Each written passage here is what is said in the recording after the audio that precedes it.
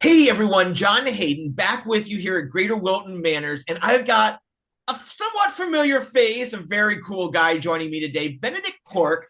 Thank you so much. You are in London right now, Hi, John. Good to see you. Yes, I am. I'm in London. but you're not going to be there for much longer. You're coming here to South Florida May 15th at the Gray Box Theater to perform some new music and give us a show. Tell me what we're going to see. That is correct. Yeah, I'm really excited to come back. It's been over 2 years since the last show, since my first show there. So we're bringing you a little album preview show of my next project. So I'm going to be testing out lots of new material, some golden oldies as well, and I'm very much looking forward to it in the new venue as well, which looks stunning. It really is. I was just there for an event last night. It's a very cool, very versatile spot. I really think it's great for young performers who want to do intimate audiences and things like that. Which I was thinking back to the first time we met, which was 2.5 years ago at Hunter's nightclub here in Wilton Manors, and you had just dropped the song "If These Walls Could Talk," and now you're back with. You've done a lot musically in that time. How have you grown? What are we going to see that's different from the little Benedict that we saw a couple years ago? Oh, the little Benedict, bless him. Yeah, I mean, a whole album came out in that time. So just after I played those shows, my first album came out, and then since then I've been writing the second one. So actually, lots and lots of new music in the meantime, and lots of shows and touring and stuff. It's been a really fun couple of years, and I really enjoy the in between times where I'm sort of living life a little bit and finding stuff to write songs about. But I'm also very excited to kind of get back to performing over the summer and try out some of this new music. Well, you've been writing, like you said, and getting out and about and writing about life. Tell me what have you been doing? What's been inspiring your art? Do you know what my favorite kind of trip is? A little mix of work and play. So whenever I get to play a show in another country, I love to combine that with a little bit of travel and do some kind of exploring at the same time. I feel like the best music comes out of that. Because if I'm just, I love London so much, but if I'm just here, I get very trapped in my ways and I'm always seeing my friends and family, and I kind of struggle sometimes to find inspiration. Whereas as soon as you set foot in a new place, I don't know, it kind of puts you in a different headspace. So I've been doing lots of that. Went to Nashville, went to Hong Kong to play like a sort of jazz residency, which was the first time for me. Um, Went back to like New York and LA and places, Amsterdam. Just, yeah, some of my favorites and then some new ones as well, which is great. Well, and you're getting out for this show. Obviously, you've been to Wilton Manors, Fort Lauderdale before. What did you like, and what are you hoping to revisit? Where are you hoping to go, relive, something like that? Well, do you know what? I actually used to have some family in Fort Lauderdale, so I've been a few times. But my stay a couple of years ago was so beautiful. I mean, it was February, so it was very novel for a Brit to be able to like go to the beach. And we went down to Miami, and we're eating crab in like in February, which is like amazing. But I'm excited to see everyone, see the new theatre, which I think is going to be really cool. And I'm going to spend a couple of days afterwards just kind of exploring and stuff. So if anyone knows any good, nature walks and I don't know, rock pools, anything, I just want to see some cool stuff. I think we can arrange that. I think there's plenty to do in and around Wilton Manors.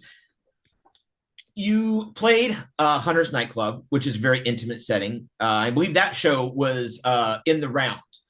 Mhm. And one thing that stuck out for me is just how comfortable you were with the audience being so up close and how well you connected. This is also going to be a very intimate venue, but you will be on stage. When you go in, how long does it take you to read the audience? Sort of get the vibe. Ooh, good question. Yeah, I remember Hunters very well because as I came on, we had a little problem with the keyboard, and so I was able to Oh just yeah. sit there and stare at everybody for like a minute or two, and it was actually really nice. It was a very much like a sort of cabaret style show, so it felt very like immersive. Whereas, like you said, this next one is going to be a little more traditional. There's a full band and me and a stage and seating and everything, so I think it's going to feel a little more like a traditional show, but I want to keep that intimate feeling. So I'll just be chatting away, and you kind of gauge within 30 seconds what the vibe of the night is. I know we're doing a Friday night, so I'm hoping people are up for a little party as well. And it's really nice to have the band this time, so we could do a few more of the upbeat numbers. So hopefully we could do a nice mixture of the kind of immersive cabaret feel and also a full-on pop show for everybody.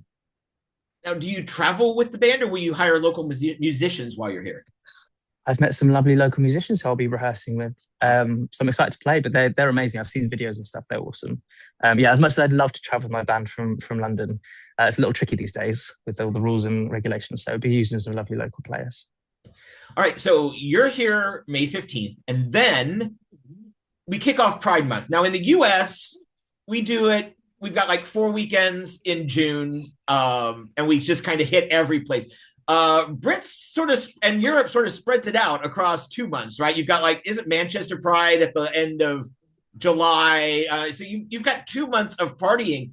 What are you doing for Pride, and how many do you think you can hit over the course of 8 weekends? Well, I always do London Pride just because, all my friends are there and it's great to see the parade and stuff.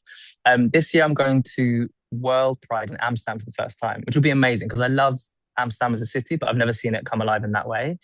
And then last year I sort of randomly found myself at New York Pride without planning it. I was passing through after a trip and it just happened to fall on that day. So I'm hoping, I'm playing some other US shows later in the summer. So I'm hoping that might happen in some cities as well, where I just find myself stumble across a parade, but always a good vibe. So I'm looking forward to it. What's your favorite part about going to prides and watching the performers as opposed to being one and looking out at the sea of people? What kind of feeling do you get? Community, jealousy, you're not up on the stage? Like, what's it like just to attend the pride? No, I loved it. Like you said, it's the community. I think, sometimes when you read the news these days, it feels really heavy. So to just see a big old community of like joy coming together in whatever city it is, I think it just means a lot to both me and everybody. I think it just feels really beautiful that people are still willing to kind of come out and show their support. Yeah, so I'm looking forward to that. Definitely not jealousy. I love a day off as well. So if I'm able to have a few tequilas and get stuck in, that's also nice. Well, you know what? I'm 100% down for that. I cannot wait to see you again in mid-May. I hope we can hang out for a little bit at either a night before or the after parties, which Gary seems to do a really good job of organizing and getting us some bar space and having a good time. So first pints on me. How about that? Well, so great. It sounds I'm in. Second pints on me. Ben, thank you so much for joining me today. We will see you May 15th at 8 p.m. at Gray Box Theater. Thank you so much. Sounds perfect. I'll see you then.